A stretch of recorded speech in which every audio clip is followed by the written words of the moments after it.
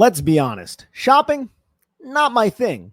I go to the store. There's a lot of people that, it's just not my thing. It's not football. All right.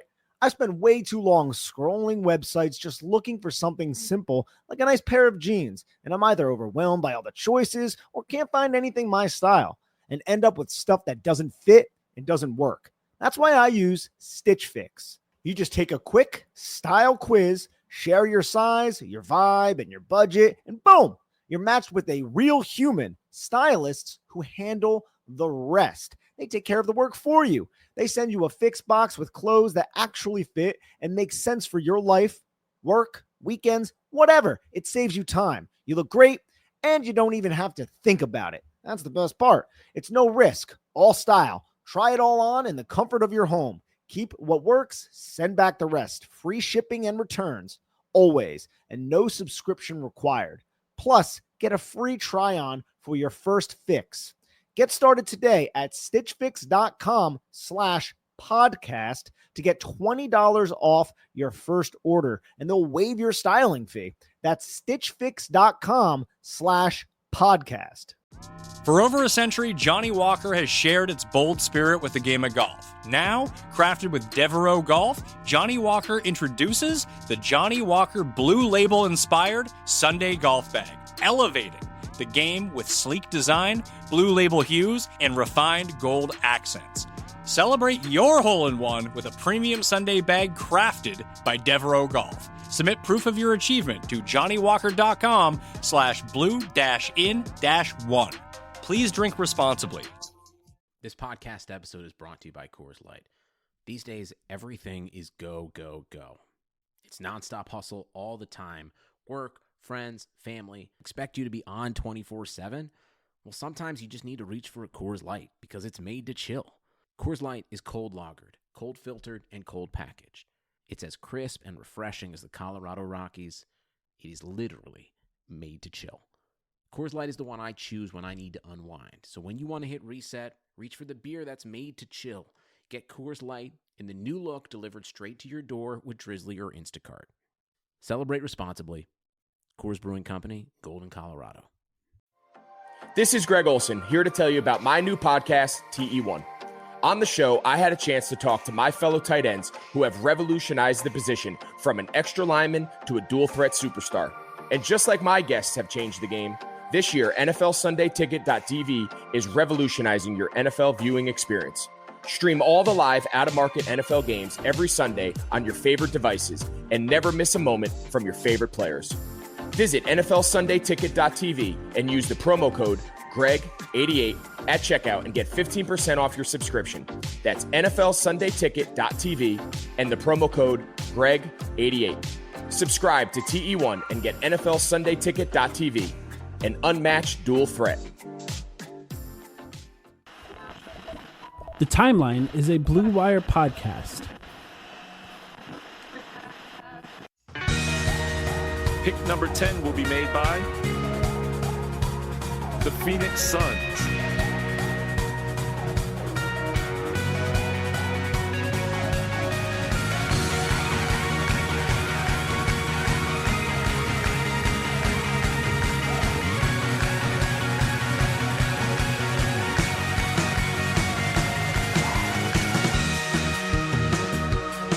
Welcome to the Timeline of Phoenix Suns podcast. My name is Mike. I'm here, as always, with Sam. Sam, how are you doing? I'm good, Mike. I am excited to talk about the elusive, scary concept that is the NBA draft that we have to come to every year. We did an episode on the NBA draft like 3 months ago, at some point during the pause before the NBA restart. But now, obviously, with the lottery just the other day, it was time to kind of bring back in a couple of experts and talk everything from strategy to specific prospects. So it should be fun. Yeah, the Suns officially have the 10th overall pick, so now there's some clarity on what we're talking about. We don't necessarily have to cover LaMelo Ball. I'm going to preface everything that we're going to talk about on this podcast by reminding people that Sam and I are not draft guys. In fact, this time of year, we should change the name of our podcast to Not Draft Guys, because we say that every single episode. I say it every single sentence during these episodes, basically. We have two guests. We're going to have Spencer Pearlman coming on later, who actually was a consultant for the Phoenix Suns in the 2019 draft, so he has some pretty interesting stuff to talk about there. But right now, joining us from the Blue Wire Podcast Network, host of the In the N.O podcast, which is a New Orleans Pelicans podcast, along with a writer for Bourbon Street Shots, which is the blog that covers the New Orleans Pelicans, Shamit Dua. Shamit, how are you doing? I'm doing pretty good, but I feel like expert is this label that I got to live up to now, and it's going to upset some people that are actually experts. I'm going to call myself a draft pretender because that's what I am. I like to pretend that I'm knowledgeable about the draft. Well, I think that the reason we brought you on is the specific article that you wrote that is not necessarily about like the draft class, if you will. Shamit, name me your top 150 prospects. Yeah, can you give us right your now? big like no, board? it's not like that. It's not like a 150 person big board. Number one is Josh Green, and then number two is Can I just name all the Arizona people? I feel like I'm playing to your audience. Yeah. Number two, Nico Mannion.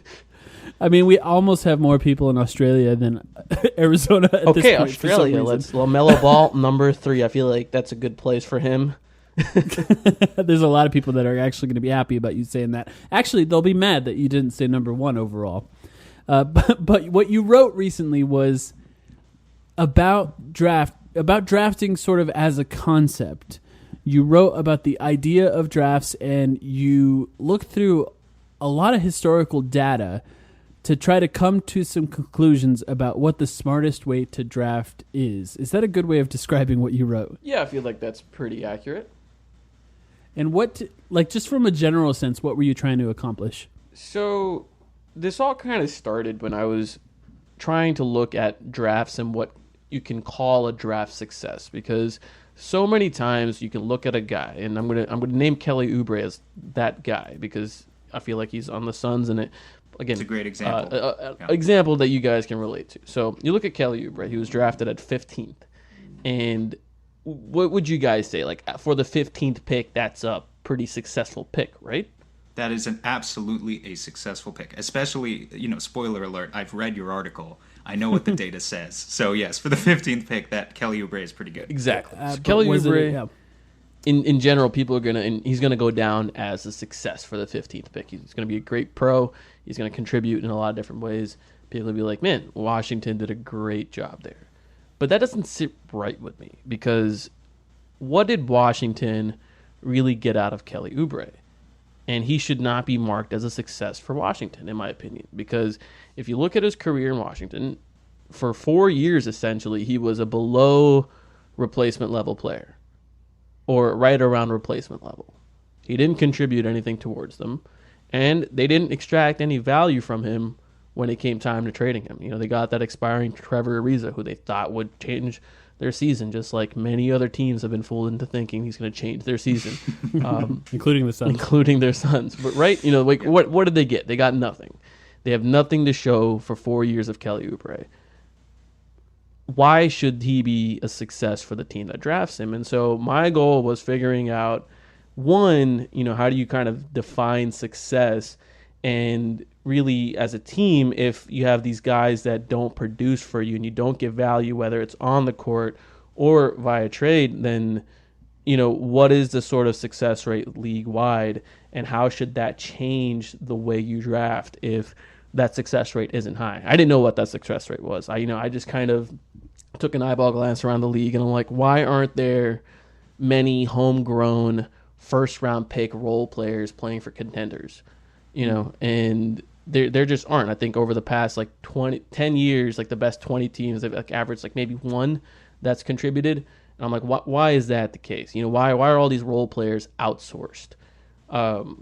And why is it that when people are like, maybe we should draft this guy, he's going to be a safe pick, he's going to contribute right away, and we may not hit the star upside variance on him, but we'll be able to get a cost-controlled production for this guy for his rookie scale, and he'll be a good contributor for us. So, those are the questions that I wanted to tackle, and I didn't feel good about when it came to draft strategy. And frankly, the results were really surprising. I don't know if you guys want me to dive right into the results, or if you had like questions before that. Dive right in. Talk about your methodology. Yeah. So, So the listeners at home know. I mean, this became a pretty enormous project of data collection, and the first thing I wanted to do was look at every single first round pick dating back to 1999. So just the first round only, not really interested in the second round at this point. And to me, what I wanted to figure out was, where does the value lie during the rookie scale? So for the first 4 years of that player's contract, how much are they producing? How much are they producing relative to an average veteran minimum contract? And which teams are really getting value out of these guys? And the results were shocking, because if you're not a top 10 pick, if you're basically picked from 11 through 30, chances are you're not going to outproduce a veteran minimum contract for the duration of your rookie contract. Right? That's 4 years. That blew me away when I first read it. Right. And that blew me away as well. I was like, that's pretty insane. If you're not outproducing a vet minimum contract, then what is the value here? Why draft at all? Right. Well, right. Why draft at all? One.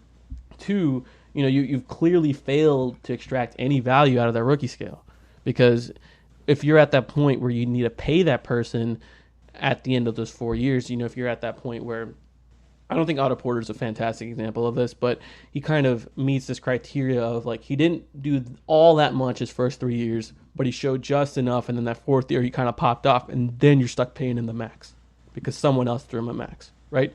I feel like that is the worst position you want to be in as a team. Right.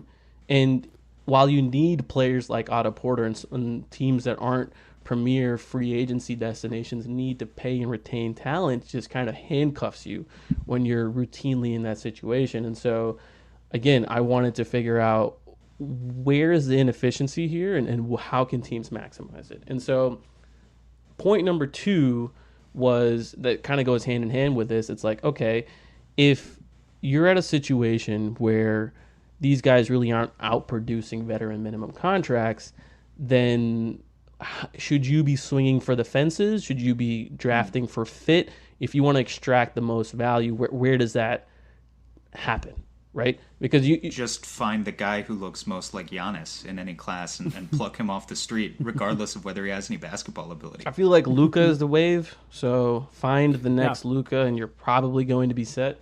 Chubby Sylvanian. Yeah, just very. I mean, that's why Denny's going to get drafted in the top 5. He's the That's next. how Bender got drafted after Porzingis. Yeah. So, but basically, you want to figure out, okay, like, all right, these guys aren't going to outproduce a veteran minimum contract. How can I extract the most value out of them? And in my mind, there were arguments for both sides, right? Because you're like, okay, let me get the guy that contributes now, that fits now, and then you can kind of plug him into your roster, and you're going to extract value out of him because he's contributing, he's playing, he fits. But then there's that other side of the coin where you're like, well, if the overwhelming odds are this guy isn't going to outproduce a veteran minimum contract, why not swing for the fences, right? Because if you fail, like if I'm drafting 20th, let's say, and let's say the 20th pick, any given 20th pick has an X probability of failing. Well, if you failed swinging for the fences, you lost that pick. And if you failed going for the safe draft pick, you've also lost that pick. But if you succeeded on either of those outcomes, the return on swinging for the fences is just disproportionately higher than when you hit on the safe pick, right? And that's where the value lies in the draft is, you're outproducing your cost-controlled contract. But you're not only doing that, you're outproducing this league average veteran minimum player by leaps and bounds. And I wanted to prove that was a viable strategy by looking at the data. And I don't think numbers prove one thing or another. I think, if you're in the science field, science and technology field, if you've done any kind of research yourself, the first thing they tell you about, stats is like they don't prove anything, right? That they, at most, they can just support your hypothesis, and then you do years and years of research. Like, prove isn't a word. So, like, I felt like the data supported the hypothesis. that swinging for the fences is the best strategy, and drafting for fit, positional fit, is one that is bound to lead to failure just because of the overwhelming odds that these players aren't going to be successful on their rookie scale. I think, Shamit, that is so fascinating, and let me tell you a couple of reasons why. First of all, I like the fact that A, you did a statistical analysis, but B, you talked to actual front office executives in this article, which we didn't even get into yet, who remained anonymous, of course. The reason I think this is such an interesting conversation for Suns fans as we talk about fit is because I think Suns fans have been, as they start to evaluate the 2020 draft, and I'm guilty of it too, have been lulled maybe a little bit into a false sense of security about the strategy that James Jones took last year. What we know about the strategy that James Jones took last year is he took the most theoretically NBA-ready prospect in the draft, Cam Johnson, at 11, and that is a hit. That I think is what we would call a safe pick hit, in the sense that Cam Johnson ranked, I think, 3rd or 4th in VORP, value over replacement player, which is the statistic that you used in your article as well, and was very clearly, he appears to be the outlier of a player taken in the 11 to 30 range who is outperforming a replacement level player in his rookie contract. But what you're doing is you're saying don't be lulled into the sense of security there. You're pulling us back a little bit and just giving us the historical data and saying that historically, with most guys that you take, maybe a 23-year-old is more NBA ready than an 18-year-old and would be quicker to develop. But on the other hand, you're saying if you just plucked a 32-year-old off the street, you would get more value out of that on average. And so it really does it makes this compelling case to kill the temptation to just go out and draft guys based on fit, even if they're, say, juniors or seniors in college. I think it's just really fascinating. Yeah, and there's a couple of... Oh, go for it. Sorry. One of the other statistics that you brought up in the article that I think is an interesting addition to what Sam just said is only 31% of first-round picks sign with their team in their second contract. So that's a really small amount of players that sign with their team in their second contract. And if the average rookie is not playing above the level of just a minimum contract in their rookie deal alone, how much value are you extracting out of that player in general if you end up not re-signing them at all? That's a fascinating thing. And I actually think that actually supports what James Jones did in that a player that's a little bit older, you actually get value out of them. It has to hit, obviously, and it did. Just something for the Suns fans listening. I did look this up, just quickly scanned Basketball Reference at all the Suns draft picks since Amari Stoudemire. I think, and you can correct me if I'm wrong, the only players that signed their second contract with the Suns were Markieff Morris, TJ Warren, and Devin Booker. I didn't find any other players that signed that were drafted in the first round that signed their second contract with the Phoenix Suns. So kind of an example of complete loss of value for so many picks year over year over year. And in a lot of those cases, TJ Warren was traded with the second round pick to get rid of him. Josh Jackson we had to attach DeAnthony Melton to get rid of him. Nothing was extracted out of Dragan Bender. Nothing was extracted out of Marquise Chris. Those are just examples of guys that didn't do that. But sorry, I interrupted you there, Shamit. Yeah, no, I mean, if it's any consolation to Suns fans, this is a league-wide trend. Really, no team is good at this. And there's a lot to kind of untangle in this idea of fit. And I spent a lot of the article talking about that as well as discussing it with the executives. But kind of the baseline way to approach this is when you're looking at mock drafts, and let's say you're a listener of this podcast or a draft Twitter wannabe, you're looking at players and their positions and their skill sets, and you're looking at your current team, you're like, man, this player is going to fit really well with Devin Booker, right? This player is going to fit really well with Ayton.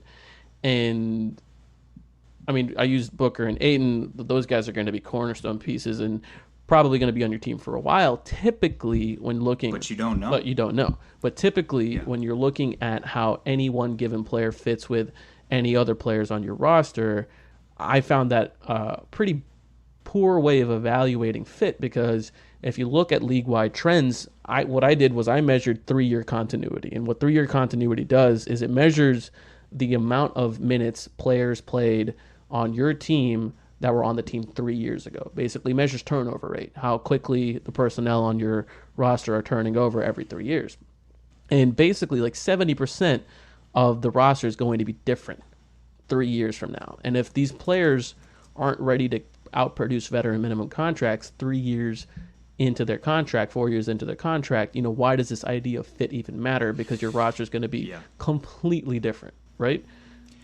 Right, totally. And so this idea of like, okay, well, I'm going to take this position player because it's a positional redundancy, I think that should be avoided at all costs. And yet, even despite that, I'm not arguing against you because I think you're right. But even despite that, there is such a great temptation to lean towards going for fit. And let me give you an example with the current draft class. A guy who I like as a prospect, who I've seen on a lot of mock drafts in the Suns range at around 10, is Kyra Lewis Jr., point guard out of Alabama. And I'm not using him for any real specific reason other than that he is a young prospect. So if you've got a guy like that, other than the fact that he's a young prospect and he's a point guard, that's important for this specific example. But say you've got a guy like that. He's 19 years old. He's 160 pounds. What you're saying, which is backed by data, is that if the Suns just let Cam Payne be their backup point guard for the next 3 years, they could probably, on average, historically at least, get better value than maybe a point guard like Kyra Lewis, theoretically. Just a random prospect that I'm throwing out there, but a guy who we know is going to take time to develop. The unfortunate thing for the Suns, and I think why Suns fans struggle with this, is because, well, Kyra Lewis, maybe 3 to 4 years from now, could be a picture-perfect spark plug point guard. He's got this end-to-end speed. He could be a very talented bench player, sixth man, potentially even a starting point guard for the Suns. But the Suns don't need that 3 to 4 years from now. 3 to 4 years from now, they're worried about right now. And they're worried about Ricky Rubio next year at age 31. And they're worried about Devin Booker in year 6. And they're worried about kind of all of this stuff starting to coalesce right now, and that's where the temptation for fit comes into play. So to turn it back around on you, my question is, how do you resist that temptation to draft for fit? Why wouldn't you maybe just trade the 10th pick at that point? Or even like, what would you do if you were in the Suns situation and the specific context of this team that you kind of need to please Devin Booker a little bit going forward, and you need to put your focus on building a playoff team? How can that align with your draft needs as well? Yeah, so those are great questions, and there's definitely different ways to approach it. One thing I neglected to mention previously, and I'd be remiss if I didn't mention it now, is teams aren't actually good at figuring out who is high upside player versus who is a safe pick versus who is NBA ready, who is going to be a project. Teams are not actually good at this, and so while it's easy to look at a guy like Giannis and be like, oh well, this guy had all the tools and he had like tremendous passing ability and athletic. He's a high upside pick. You can look at him like that. There's been lots of guys with tools like Giannis, maybe not those exact specific tools, but high caliber athletes that have all the potential in the world that have not succeeded. Whereas you've had guys like Draymond Green, 4-year seniors, and who become one of the best defenders of all time. Right? That how do you qualify that as high upside? And by advanced stats, Draymond's probably one of the most valuable players in his peak. Right? Maybe not now. He's kind of on the tail end of his peak. But, that stretch with the Warriors, he was making all NBA teams. He was Defensive Player of the Year. Even if you were a fan of Draymond Green, you probably would have said he was a safe, low ceiling, high floor type player who was probably ready to contribute. It's impossible to say who's really going to pan out. I think Paul Millsap is a great guy like that. He was drafted in the second round. Again, undersized forward who you don't really expect to become an all-star level player. So I don't think teams are really good at figuring out who is a high upside versus who is a safe bet. And therefore, a guy like Cam Johnson, maybe he is a high upside player. We don't know that, right? Maybe he turns out to be one of the most valuable players in the draft, and he just happened to be 23 years old. And he's billed as a high floor type of guy just because he can shoot and maybe he doesn't have that much room for improvement. We don't know that yet. And I think that is an important point for teams to take into consideration, because just because you have the right draft philosophy doesn't mean you'll always get it right when it comes to making the pick. And so as far as, the Suns are concerned, playing the odds, you have the 10th pick, and historically you look at the distribution when it comes to productivity for picks. There's a pretty sharp decline after the top 10. And so you guys are right on the cusp of that, but the odds still aren't great if you're looking for contribution in the first couple of years. Unless you're a Luka level player, you look at even Ja Morant, his advanced stats were terrible this year. And he's about as good as you can hope for out of a top pick. And you wonder how much does that guy actually contribute to winning. I mean, Memphis was good this year, better than they expected to be, and in large part because Ja was good. But sorry to cut you off. Just for a Suns-related example, it's perfect. Devin Booker was a below replacement level player, according to VORP, in the season that he scored 70 points. Right. He was not. He truthfully, I know it's a meme that we talk about it, him not impacting winning basketball. That hasn't been true for a few years now. But for the first couple of years, it honestly was true that he was putting up 20 points per game that one year and wasn't impacting winning basketball. For a certain point in time, that was true. And this applies to even Kevin Durant. You see these guys that walk into the league and they have all the talent in the world. But even those guys, it takes a couple of years for them to figure out and start contributing on a winning team. Kevin Durant, his first 2 years, he got a lot of the same criticism that Devin Booker got in terms of being a bad advanced stats player, being a terrible plus-minus player. I think that, first couple of years where OKC only won 20-something games, his on-off splits were terrible.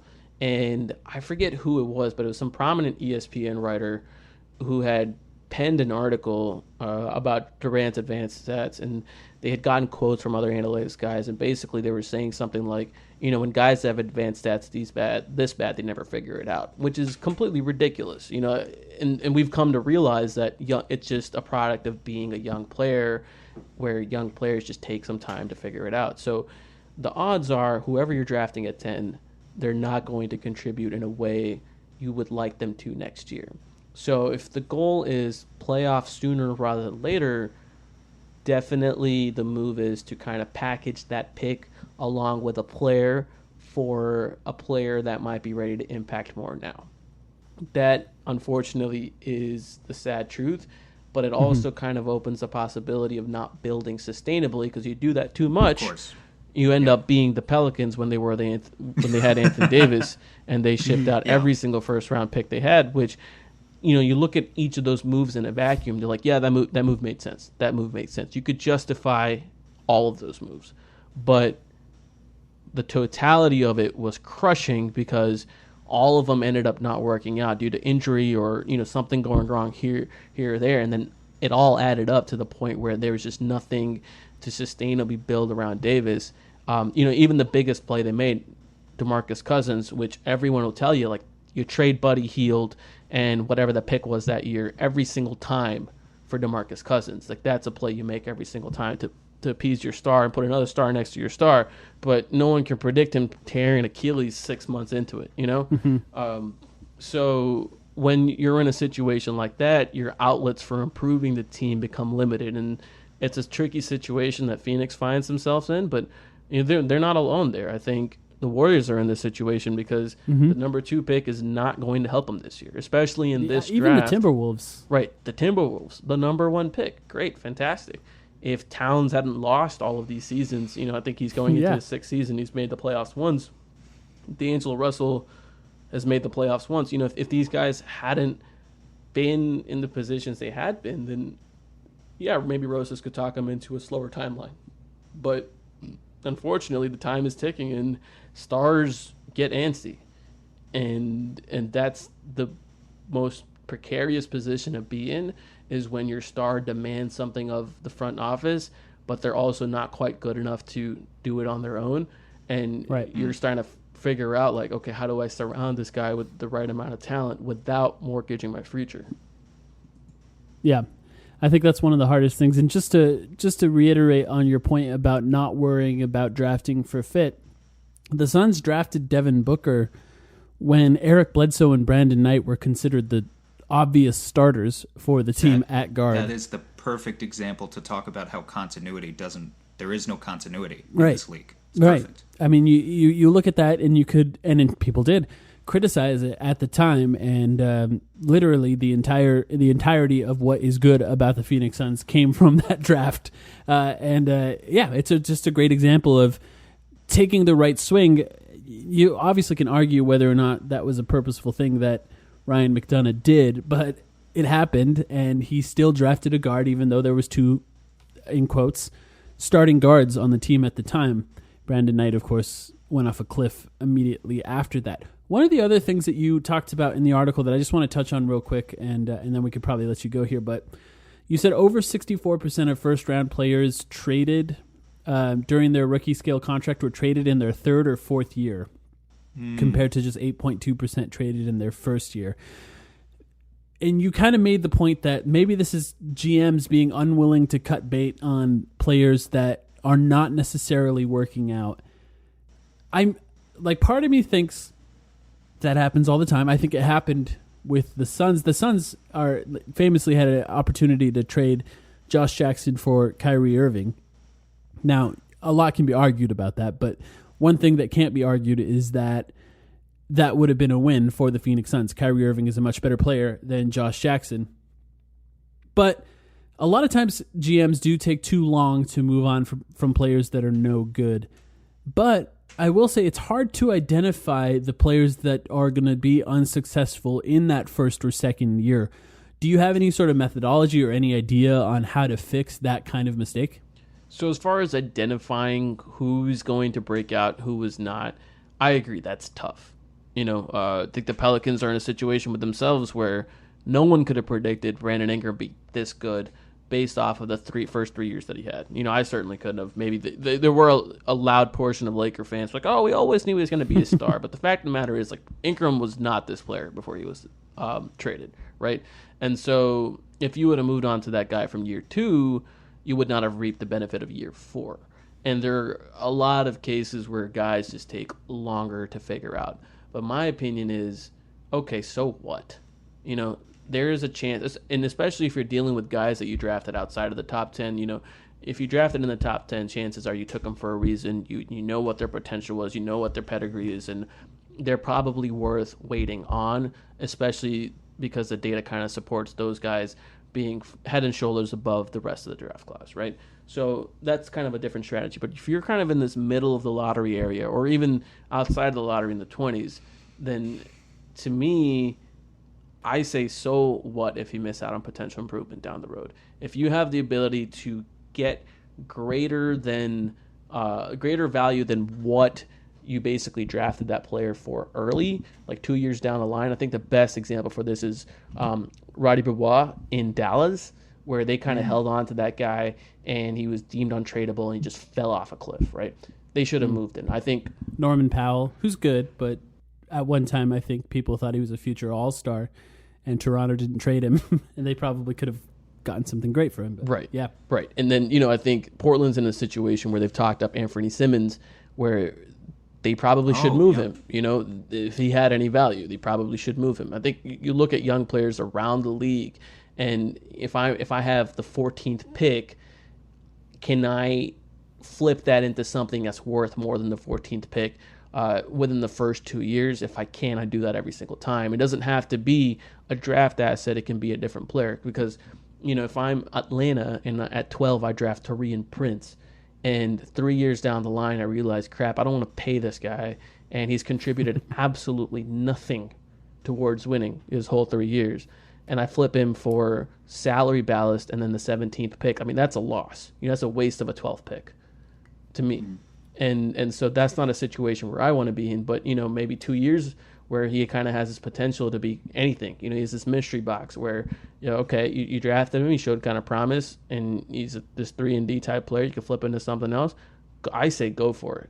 I think because so few prospects are available at year 2, their market should be disproportionately higher compared to 3 and 4 because of supply and demand. This conversation is so interesting, Shamit. I could honestly go back and forth with you all day. I want to make 2 points. We were talking about, Mike brought up the point of how do you identify the guys who are actually going to pan out. And I want to give you credit, first of all, because you talk a little bit in the article about culture. And one guy that you pointed at in the article, you already mentioned Draymond Green, but another great example I think is Fred VanVleet.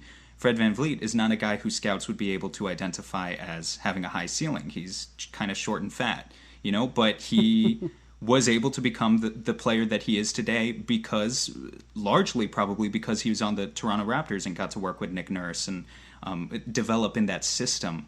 And I guess if you're a Suns fan, the takeaway there is, first of all, Fred VanVleet he absolutely doesn't become the Fred VanVleet that he is today if he's on the Suns over the past 4 years. So I think it kind of hammers home the point of why James Jones building a new culture, why Monty Williams sticking around with some continuity with the coaching, why that is so important, because culture really matters in terms of the guys who hit and in terms of the guys who miss. The other point I wanted to make, this is more related to what you were just saying, with the power of potential. It sounds like you're saying if guys have the most trade value kind of before anyone would expect them to be traded, that means that right now DeAndre Ayton and Mikal Bridges are theoretically, under your theory, at their peak trade value.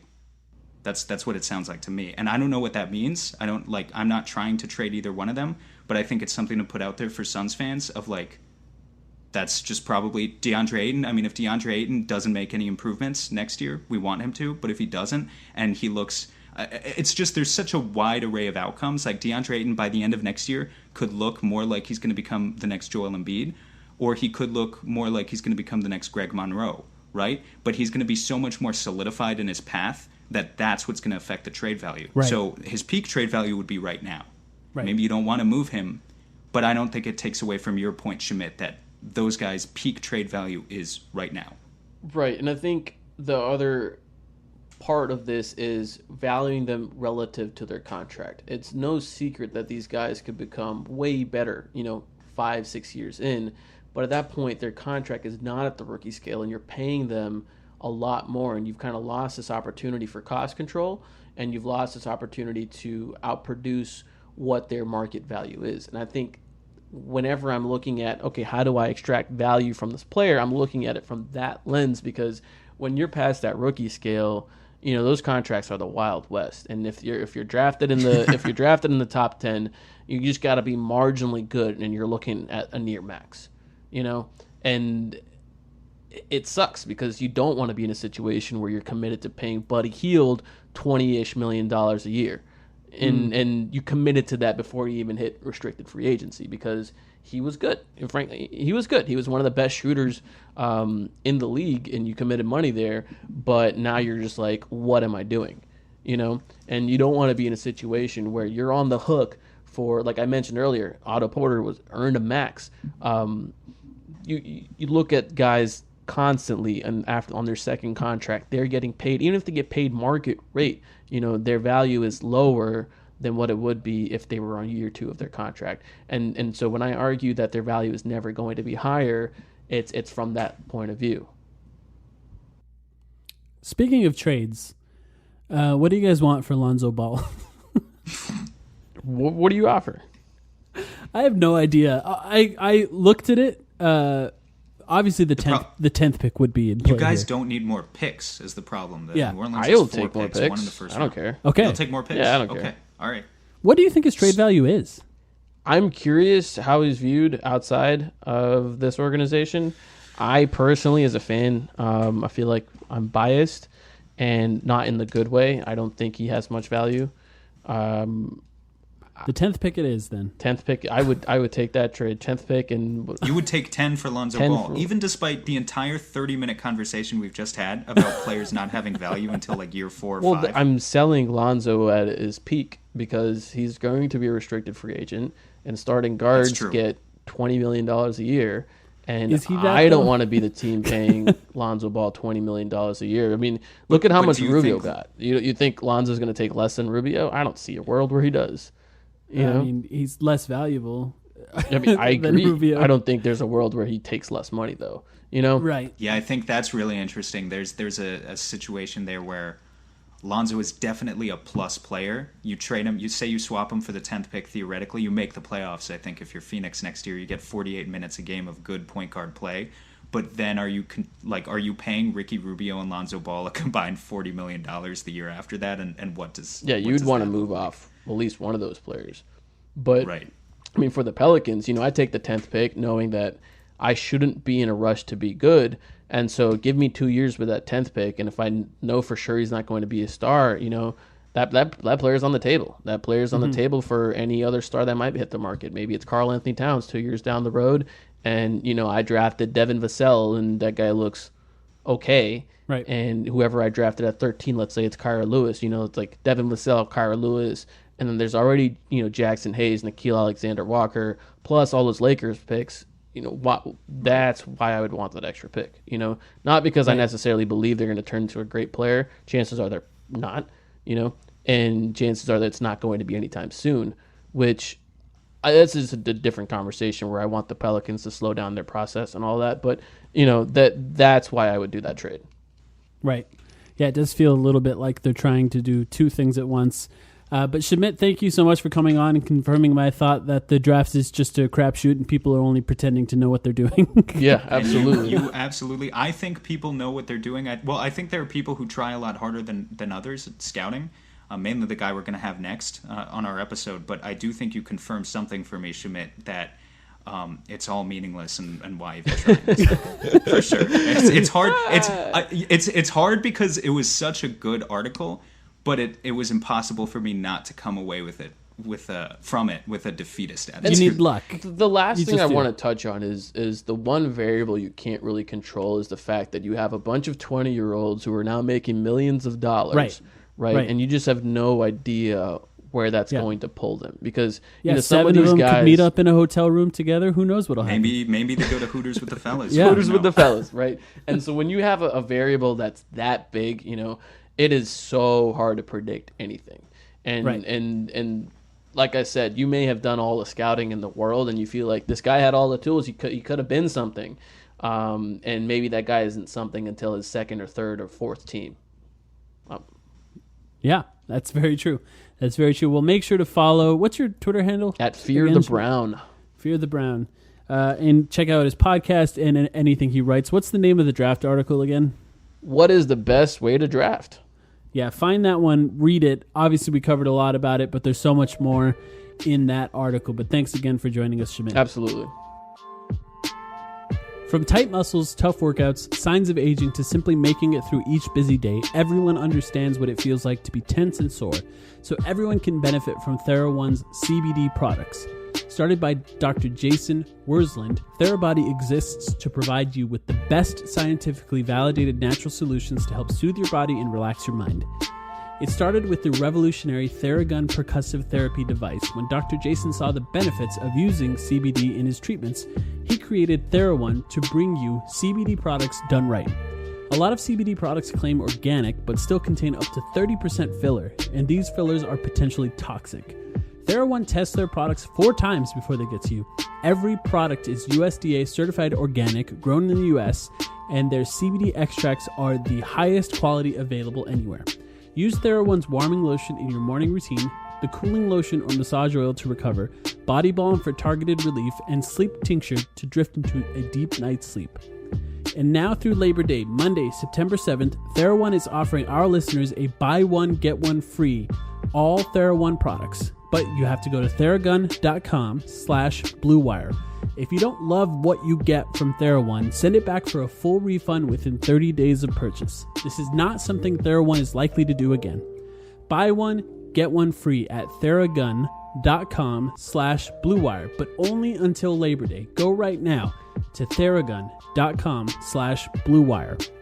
Sundays are coming back in the NFL. With NFL SundayTicket.tv, you can stream every live out-of-market NFL game every Sunday afternoon on your favorite devices, plus Red Zone and DirecTV Fantasy Zone channels. Never miss your favorite teams and favorite players. No matter where you live, NFL SundayTicket.tv is your key to the most glorious Sundays ever.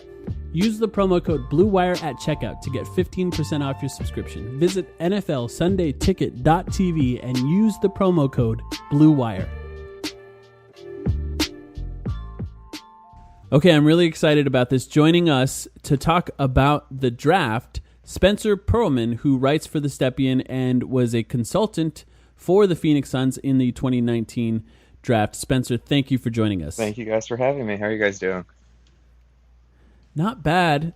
We know where the Suns are picking now. Unfortunately, they didn't move up in the draft. We were kind of hoping, after people said the chances of the Suns winning all 8 games in the bubble were 0.05%, but the chances of moving up were 14%. We were kind of hoping those odds would be in our favor a little bit more. Right.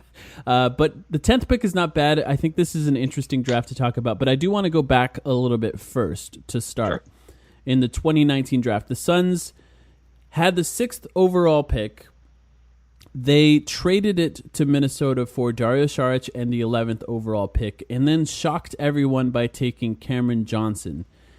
I think the way that trade was viewed on draft night and the way that trade is now viewed specifically after the bubble performance by the Phoenix Suns, where people actually got a chance to watch Cameron Johnson, I think, is drastically different. I know that you worked for the Suns. I'm not sure how much you can talk about your involvement in what happened that night, but are you the person that we have to thank for Cameron Johnson?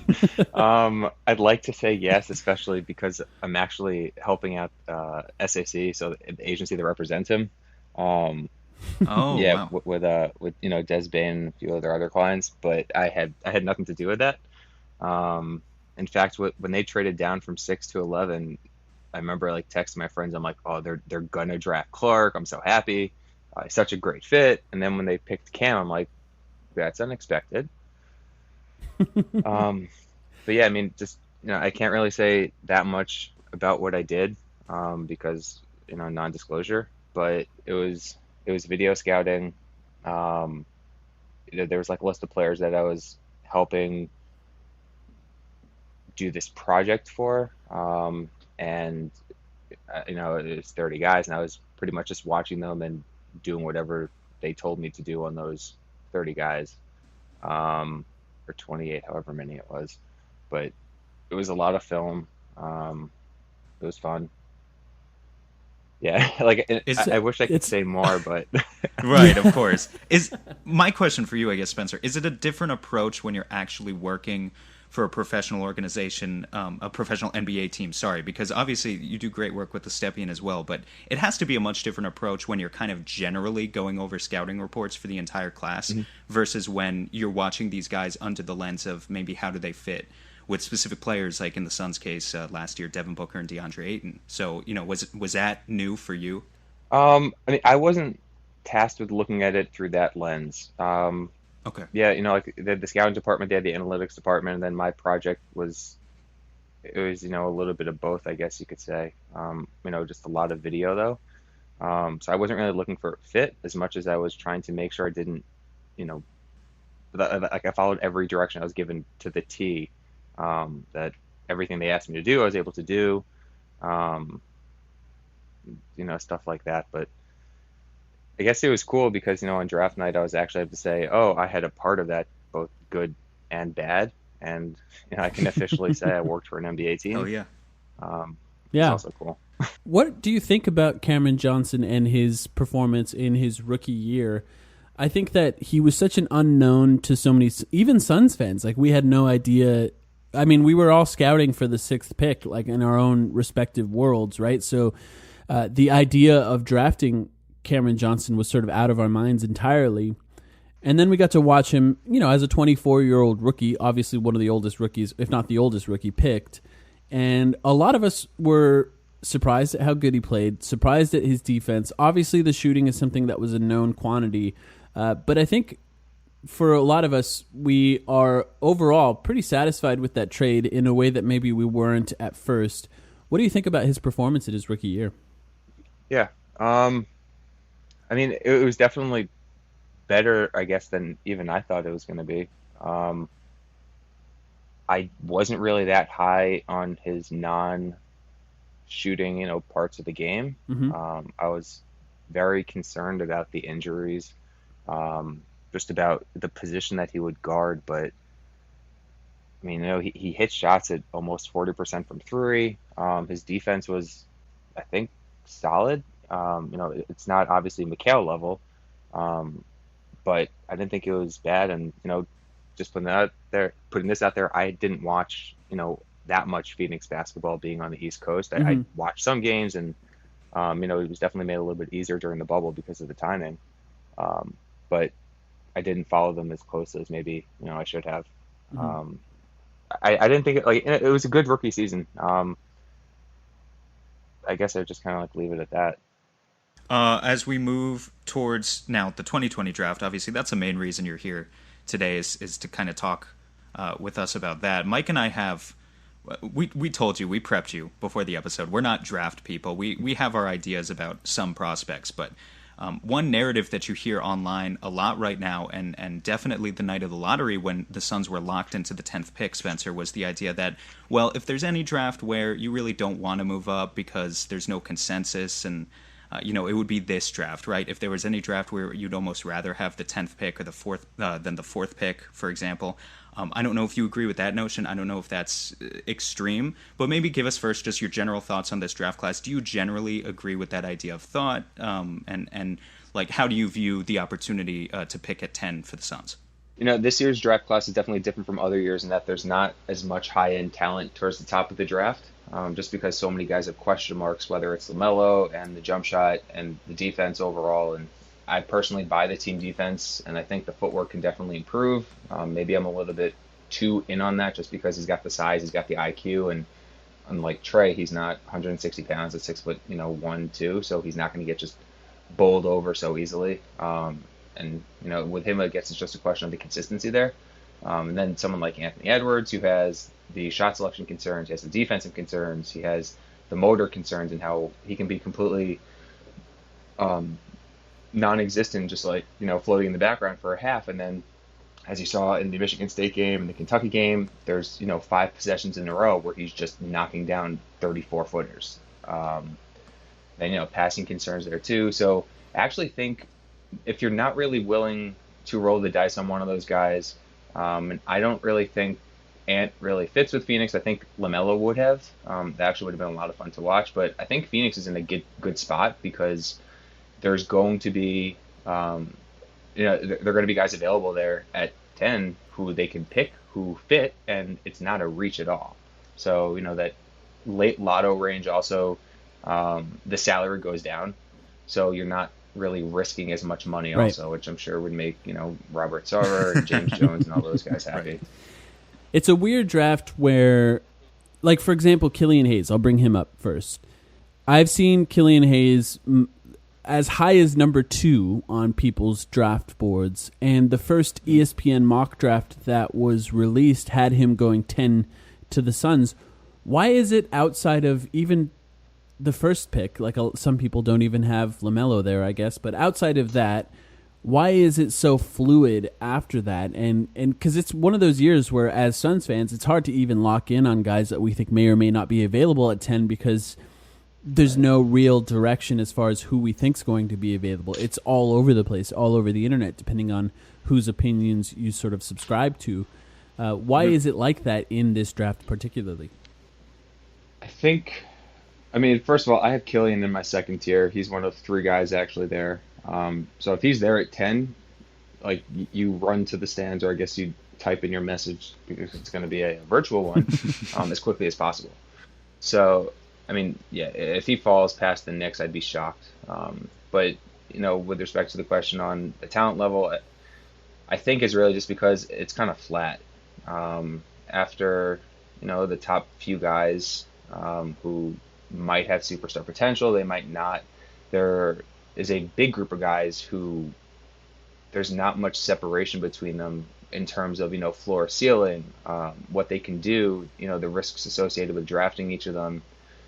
So I actually think this is going to be a draft where either A, you can roll the dice on somebody who you might not be willing to do in any other draft, someone like Pokusevski, who I love, and I can get into that a little bit more on his fit with Phoenix, or you could take someone who, at 10, you could take someone who might have been quote unquote projected to go 14 just because that talent level between 4 and 5 and the end of the lottery is so flat, it's not a reach.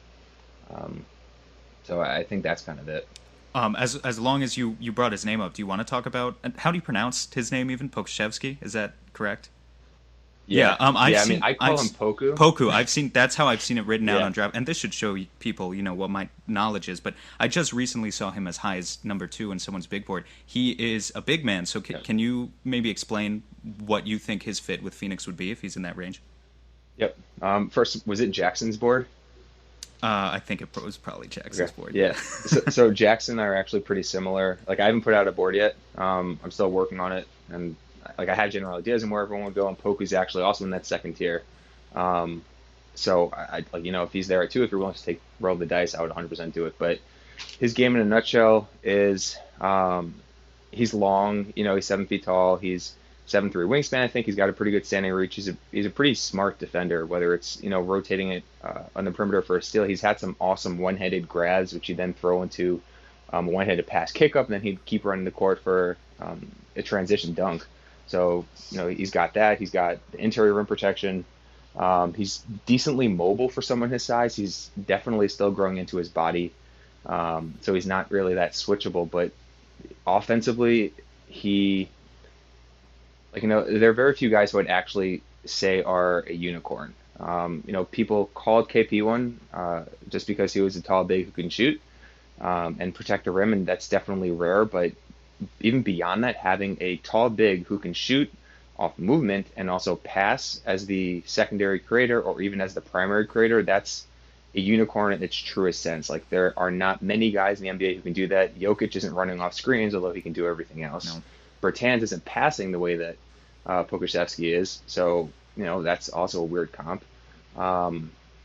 But he's a guy who's incredibly big. He's 7 feet tall. He's got to add weight, but he's running off screens like someone who's 6'7". He's passing the ball like wings do. He's playing as the sorry. No, just my big question. I love all that I'm hearing. Can he survive on the perimeter as a power forward in the NBA? I think so. Okay. I wouldn't want him guarding Paul George or whatever team would employ a small ball 4 or a 3 playing a 4. But I think the cool thing with the fit with Ayton is, as Phoenix ended up playing a little bit more in space, they were switching a little bit more with Ayton. That means Poku might not have to be caught on an island as much. And I'm comfortable putting him out there from time to time, just not something I'd want to do full time. But then on offense, having that big who very few bigs can keep up with on the perimeter, spacing the court, and then him and Booker just running both of those guys off floppy action is something that is incredibly unique. And I don't really think you can't switch those guys once they run across each other on the baseline, because then you have a big on Booker and you have a small on Poku. The passing, I really think it's a great fit. I don't know if James Jones and everybody would end up taking the risk, because I feel like Phoenix might think that there's some risk associated with him. I personally think his median floor is actually, or his realistic floor, whatever his realistic outcome is slightly worse shooting Davis Bertans with better passing and better defense, which is a rotation guy. I would take him also. I think his ceiling's the highest in the draft. I'm not a gambler, but I would take a gamble on him for sure. Wow. I don't think I've heard that as far as his ceiling being the highest. That's an interesting one as far as big. One of the questions I think a lot of Suns fans are looking at this offseason is trying to prepare for a post-Rubio world. Mm-hmm. There are some guards in this draft, obviously, and some guards that may be available at the 10th pick. One guy I want to zero in on a little bit is Tyrese Halliburton. We were talking a little bit about Halliburton before we started recording tonight with some comparisons that you don't like when it comes to his games. But what do you think about Tyrese Halliburton? How do you view him as an NBA player? I mean, stylistically, I think he's, or at least role-wise, I think he's going to be pretty similar to Lonzo. He's a connecting piece on offense. He's not someone who you can really run an offense through, because he's not a downhill guy. He's not really going to create many advantages because he doesn't have an off-the-bounce game. I don't think he'll have one because of the weird form. And he's allergic to the paint in ways that I don't really think we've kind of seen before. But honestly, the fit with Booker, I think, is pretty good, because you can play them together, and we can play Booker on ball more. You can play Halliburton as a spot-up guy, and that will work. Then if you get the defense swinging from one side to another, maybe you run a strong side pick and roll with Booker, and then he kicks it to Halliburton. That's where Halliburton's passing will really pop. Like, I don't think you can just put him on an island at the top of the key and, bring Ayton up for a 1-5 pick and roll and ask him to create, because he's not going to really put any pressure that's going to open up looks. But if you have him attacking a defense, and if he's able to get a little bit more comfortable attacking the rim, like, his passing is, like, I don't think it's LaMelo level. I think it's that tier below. It's elite in its own right. And then the defense, he's an excellent team defender. I worry about having him at the point of attack, defending pick and rolls, and I think he can probably be targeted in the playoffs, but like, because he's 173 pounds or whatever he is, 175. Like, I like the fit on offense, and just him and Mikal on the wings, just keeping the shell, and like that team defense would be a lot of fun for sure. I think it's interesting, Spencer, because a couple months ago you did a podcast with Sam Vecini on his podcast, and in that one you guys were talking about Killian Hayes versus Tyrese Halliburton, and you specifically said Hallie, as a guy who maybe doesn't have too much of an in-between game, if you put him next to a jumbo initiator, a jumbo creator, that's where he has a lot of value. And from my Suns fan perspective, as I was listening to that, I was thinking, oh, great, he's great next to Devin Booker. So it's kind of reaffirming that you think that, like, and it's interesting. I don't know that the Rubio comparison fits perfectly, but in a lot of ways, Ricky Rubio is a guy who's improved his in-between game so much throughout his NBA career, but still doesn't really have it to the point that you would expect from an above-average starting point guard. And the reason he was able to survive next to Devin Booker this year is because he shot a career high on catch-and-shoot threes. So it's like, just if you can have kind of another guy handle the load and spot him up on the perimeter, that's how you're able to survive. If you're confident that Halliburton can do that, maybe he doesn't have a super high ceiling for Phoenix, but that certainly sounds like a competent point guard option in a post-Rubio world, which is what the Suns are looking for. Yeah, I mean, I think Rubio, like, he's definitely got the edge on defense too. Like, I've loved him pretty much since he was drafted, and as a Knicks fan, I was incredibly upset when he was picked by the Wolves. But, like, the point of attack defense, Rubio has always been kind of one of those guys who could stick with Steph and actually really bother him, both on and off ball. And I don't think Halliburton has that type of impact. But, just going over the form, the catch and shoot stuff, I think Halliburton's actually going to translate really well there.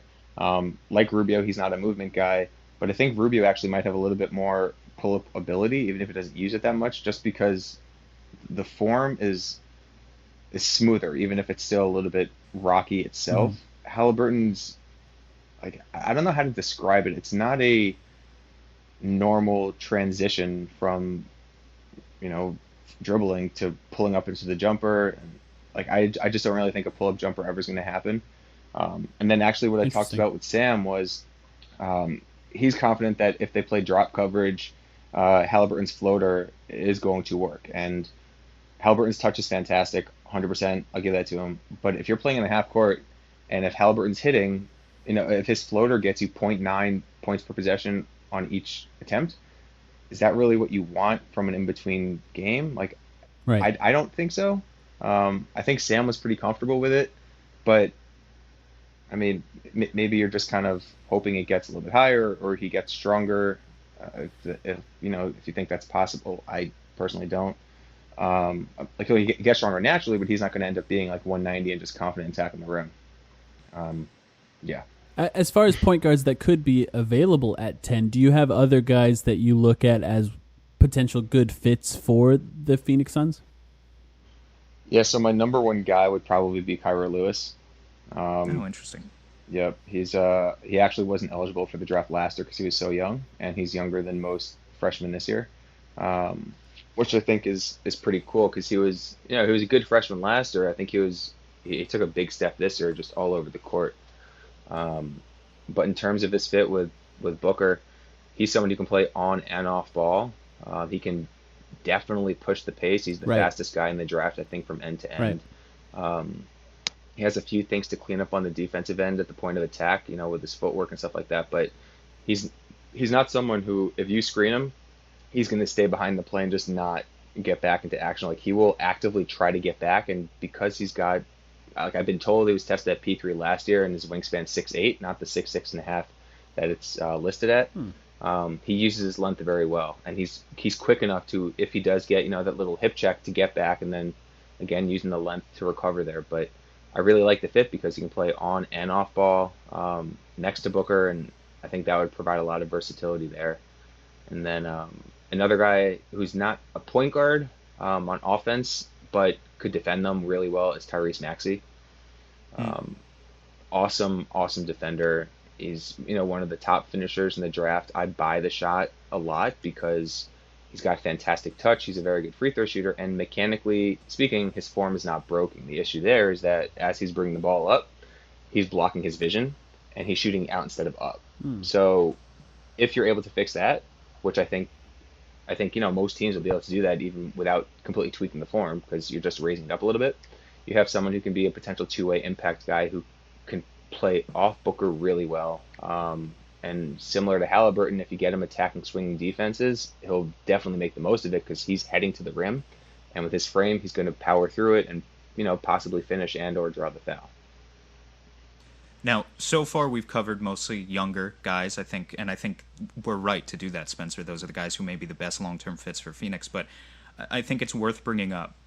James Jones doesn't have too much transaction history for us to go on, but he does have last year's draft night, and kind of the Suns' strategy last year, as it seemed, was just going for older players who you're reasonably certain can make an impact in year one as like replacement level, at least NBA level players. I think it worked with Cam Johnson. It didn't work so much with Ty Jerome. But as we go into this year, given that they swung so much on the Cam Johnson pick, do you think it's possible that the Suns just used the 10th overall pick on like a Desmond Bane, like an older prospect, like who you're reasonably certain he can shoot, but maybe doesn't have a high ceiling long term? Do you think that sort of thing is possible? And if so, are there any other prospects you can maybe think of that could be taken in that range? Yeah, I mean, I think, the Des Bane, both he and Poke were like my two guys, and I guess Xavier Tillman also. And full disclosure again, Bane is represented by SAC. Right. I'm helping with SAC. But, to clear that up, I had Bane in that 19 to 21 range before then, and, maybe he's like 16 to 21 on my board since I started, just because I just watched a lot more film.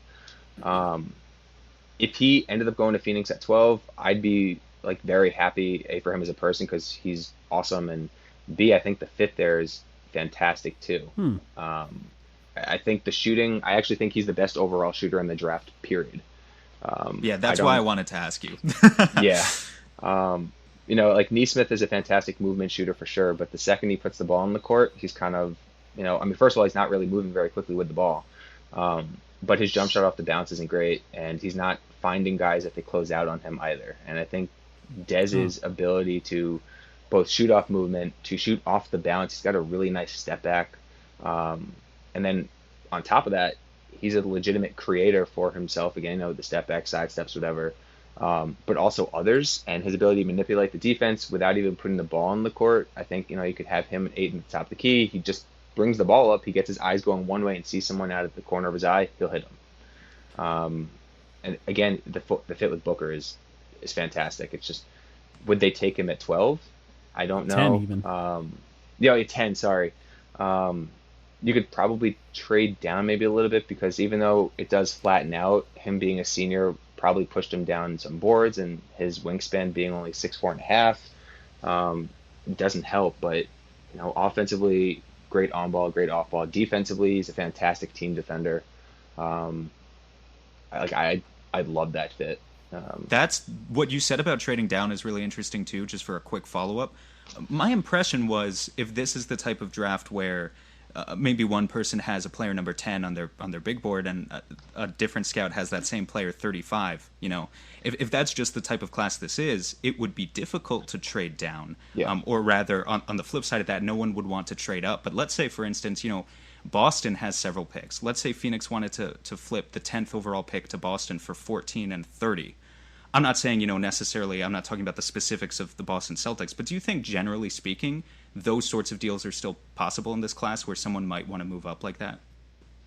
Yeah, I think moving down a couple spots is going to be a lot easier than moving down, 10 plus spots.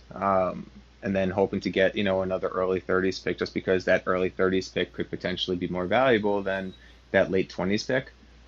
Right. But specifically with Boston, the cool thing, again, going back to the flattening of the talent after, the top 4 or whatever you want to be, top 5, say Phoenix trades down for 10 to 14 and, maybe Bane's not there, maybe Maxi's not there, maybe Kyra's not there.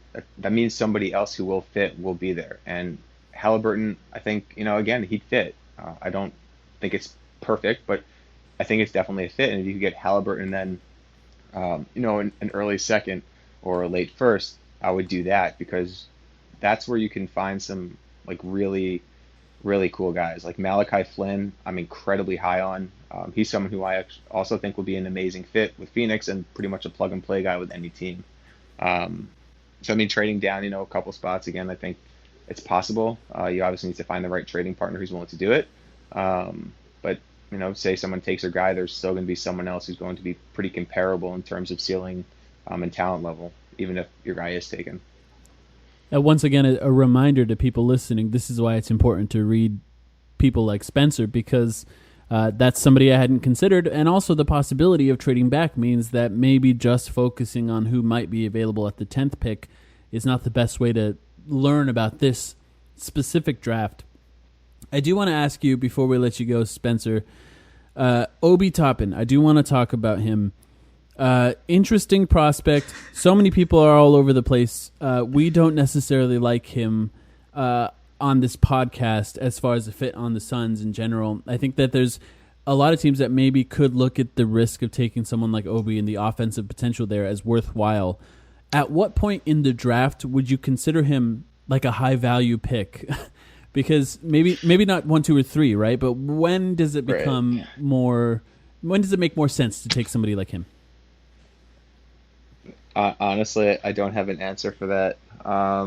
It's funny because I've done a whole bunch of podcasts this weekend, but I did Prep to Pro yesterday, and we were going through the lottery, and with every team, we'd be like, all right, so if you were, so-and-so their GM, who would you target? And I don't think any of us at a single point said we would take Obi here, just because it's such a weird fit with,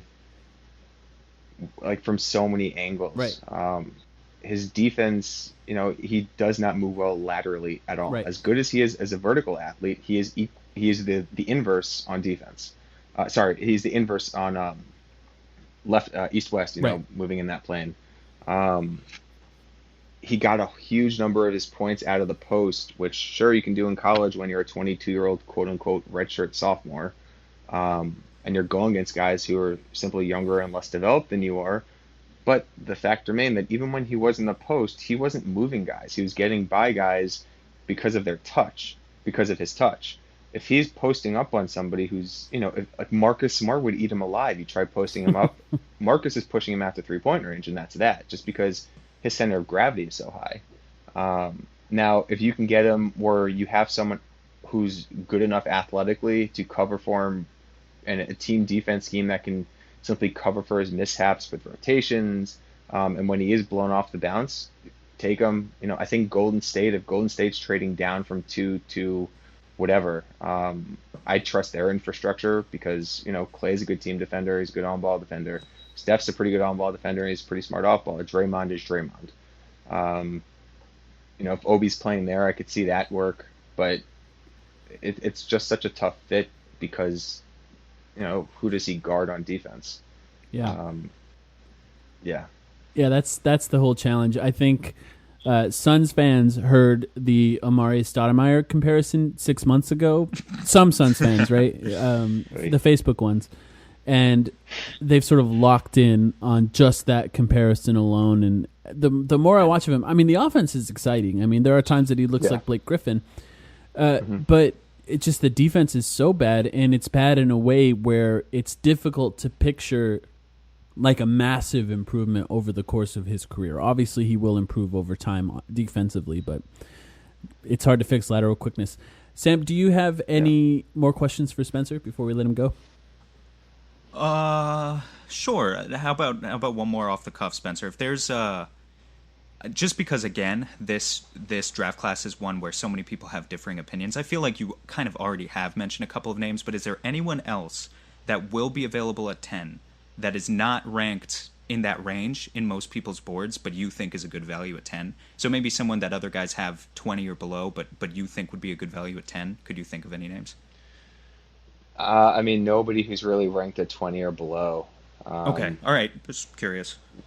Yeah, I mean, I personally would love to see Phoenix trade down a little bit and try to get 2 first-round picks, and then if they end up with Dez and Malachi, that's an A-plus draft. It's pretty easy to win the draft and get, you know, two-way impact guys.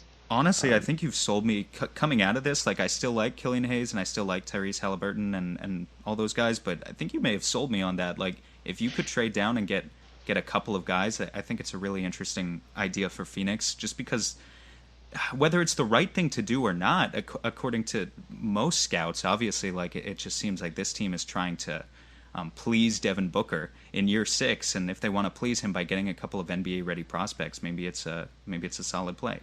Yeah. Well, Spencer, thank you so much for joining us. Don't forget to read all of his scouting reports that he's writing for the Stepien. Lots of great stuff there. And you do a lot of work, Spencer. Anything else that you want to plug? No, I mean, just follow me on Twitter at SK Pearlman, and I'm always putting out videos and what I think are useful pieces of information. Others may disagree, but yeah, I mean, besides that and the Stepien, that's pretty much all I'm doing with basketball right now. All right. Well, thanks again, Spencer. No problem. Thanks for having me, guys.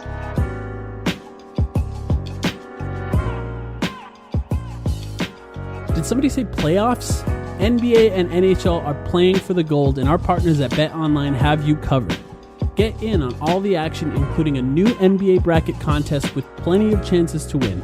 MLB season is pushing into fall, and there's no shortage of ways to bet with hundreds of odds, futures, and props. So take advantage of the return of sports, and remember, the casino never closes. Check it out all day and all night. Go to betonline.ag and use the promo code BlueWire to receive your welcome bonus. That's betonline.ag. Promo code BlueWire. BetOnline, your online sportsbook experts.